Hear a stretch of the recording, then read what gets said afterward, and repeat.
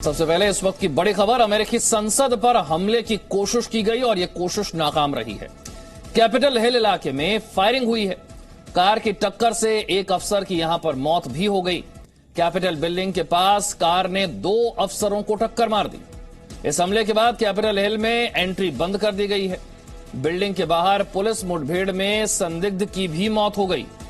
America की यह बड़ी खबर, कैपिटल हिल इलाके में फायरिंग हुई है। अमेरिकी संसद पर हमले की यह कोशिश नाकाम रही है। कार की टक्कर से एक अफसर की मौत हो गई। कैपिटल बिल्डिंग के पास इस कार ने 2 अफसरों को टक्कर मार दी थी। हमले के बाद कैपिटल हिल में एंट्री को बंद कर दिया गया। बिल्डिंग के बाहर पुलिस मुठभेड़ में संदिग्ध भी मारा गया है। कैपिटल हिल इलाके में फायरिंग हुई है। अमेरिकी संसद पर हमले की कोशिश नाकाम रही है। एक कार आती है और जिसकी टक्कर से एक अफसर की मौत हो जाती है। कैपिटल बिल्डिंग के पास इस कार ने 2 अफसरों को टक्कर मार दी। इस हमले के बाद कैपिटल हिल इलाके को बंद कर दिया गया। आपको याद होगा, अब से कुछ दिनों पहले भी कैपिटल हिल पर हमले की जो कोशिश की गई थी, इसकी तस्वीरें दुनिया भर में गई थी, जिसके लिए डोनाल्ड ट्रंप के समर्थकों की आलोचना की गई थी। एक बार फिर से अमेरिकी संसद पर हमले की यह कोशिश है। कैपिटल हिल इलाके में फायरिंग हुई है। तो देखिए, ये 4 तस्वीरें आपके सामने हैं।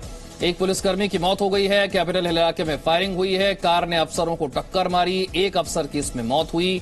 इलाके को बंद करना पड़ गया।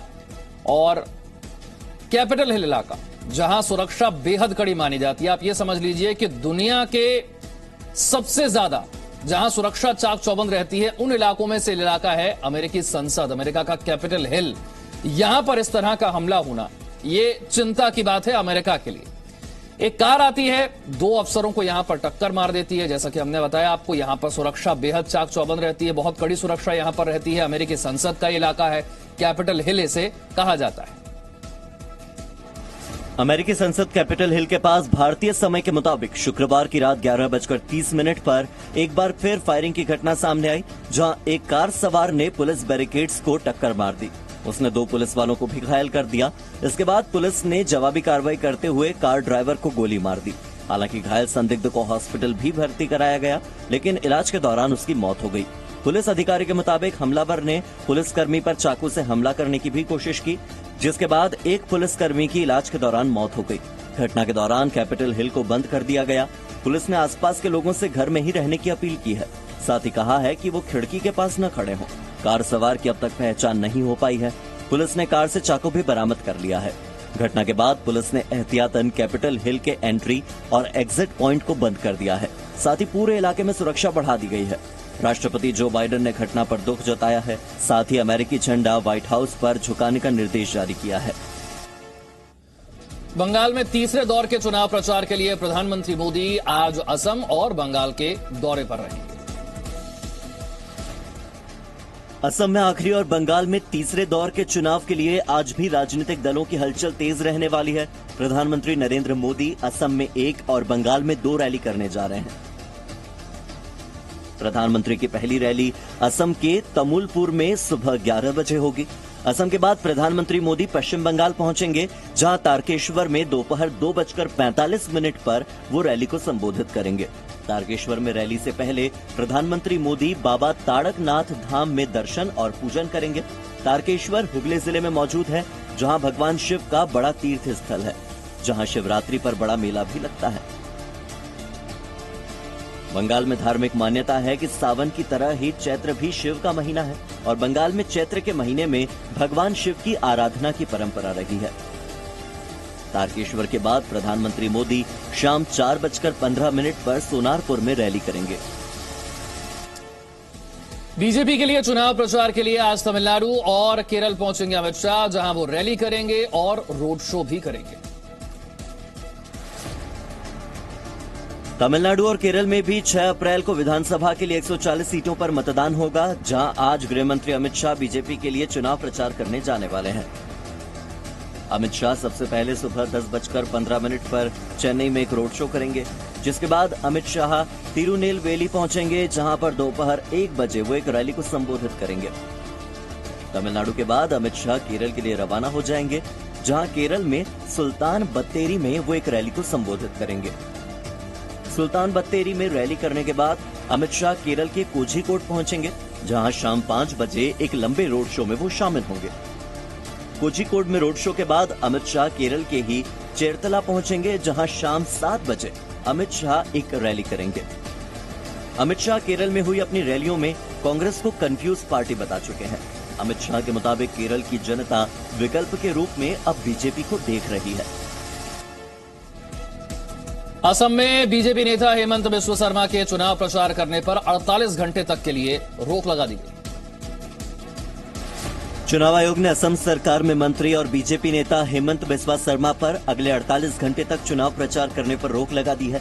ये रोक बोडोलैंड पीपल्स फ्रंट के अध्यक्ष हग्रामा मोहिलरी को धमकाने के कथित आरोपों के बाद लगाई गई है। चुनाव आयोग में हेमंत बिस्वा शर्मा की शिकायत कांग्रेस ने की थी। कांग्रेस का कहना है कि शर्मा ने बीपीएफ चीफ को एक रैली में सार्वजनिक तौर पर धमकी दी थी।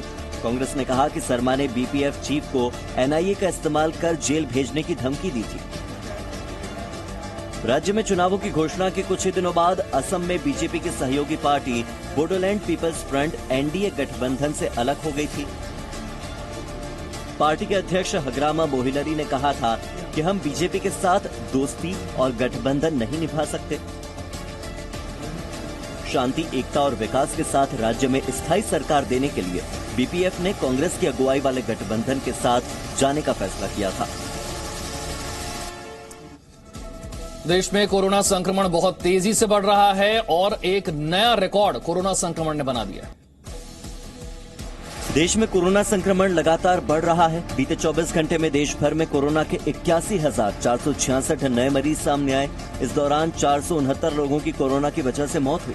इस बीच कोरोना संक्रमण को लेकर शुक्रवार को कैबिनेट सेक्रेटरी ने राज्यों के मुख्य सचिवों और स्वास्थ्य सचिवों के साथ बैठक की, जिसमें कोरोना नियमों को तोड़ने वालों पर सख्त कार्रवाई करने के निर्देश दिए गए। कैबिनेट सेक्रेटरी ने बताया कि 11 राज्यों में हालात चिंताजनक बने हुए हैं, क्योंकि इन्हीं 11 राज्यों से देश के 90% नए मामले सामने आ रहे हैं, जबकि महाराष्ट्र, पंजाब और छत्तीसगढ़ में हालात खतरनाक स्थिति में पहुंच गए हैं। दिल्ली में कोरोना के बढ़ते मामलों पर मुख्यमंत्री अरविंद केजरीवाल ने चिंता जताई। हालांकि केजरीवाल ने दिल्ली में फिलहाल लॉकडाउन लगाने से इनकार किया है। बता दें कि दिल्ली में बीते 24 घंटे में 3,594 नए मामले सामने आए, जबकि इसी दौरान 14 लोगों की कोरोना से मौत हो गई। दिल्ली में बिना मास्क पहनने वालों पर सख्त नजर रखी जा रही है। सार्वजनिक स्थानों पर चालान काटे जाने की रफ्तार भी अब बढ़ा दी गई है। महाराष्ट्र में अब भी कोरोना के नए मामले सबसे ज्यादा आ रहे हैं। पूरे देश में कोरोना संक्रमण को लेकर महाराष्ट्र टॉप पर बना हुआ है। महाराष्ट्र अभी भी कोरोना के नए मामलों में देश के टॉप राज्यों में बना हुआ है, जहां बीते 24 घंटों में कोरोना के सबसे ज्यादा मामले सामने आए हैं। महाराष्ट्र में बीते 24 घंटे में 47,827 नए मामले सामने आए। इसी दौरान 202 लोगों की मौत हो गई। केवल मुंबई में ही पिछले 24 घंटे में 8,832 लोग कोरोना संक्रमित हो गए। ये पहली ही बार है जब मुंबई में एक दिन में 8,800 से ज्यादा लोग एक दिन में संक्रमित हुए हों। महाराष्ट्र में अब तक 29,04,076 लोग कोरोना से संक्रमित पाए गए हैं। कोरोना के मामलों में रिकॉर्ड बढ़ोतरी के बीच मुख्यमंत्री उद्धव ठाकरे ने राज्य में सख्ती के संकेत दिए हैं। महाराष्ट्र के 5 शहर पुणे, मुंबई, ठाणे, नासिक और नागपुर ये सबसे ज्यादा कोरोना संक्रमित हैं, जहां कुल मिलाकर 2.5 लाख एक्टिव केसेस हैं।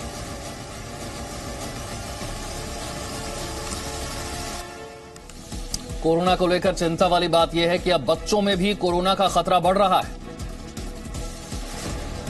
देश में बढ़ते कोरोना संक्रमण को देखते हुए दिल्ली एम्स के डायरेक्टर रणदीप गुलेरिया ने मिनी लॉकडाउन की जरूरत बताई है। जी न्यूज से खास बातचीत में डॉक्टर गुलेरिया ने कहा कि लोगों की लापरवाही से कोरोना के केस लगातार बढ़ रहे हैं, जिसे युद्ध स्तर पर रोके जाने की आवश्यकता है।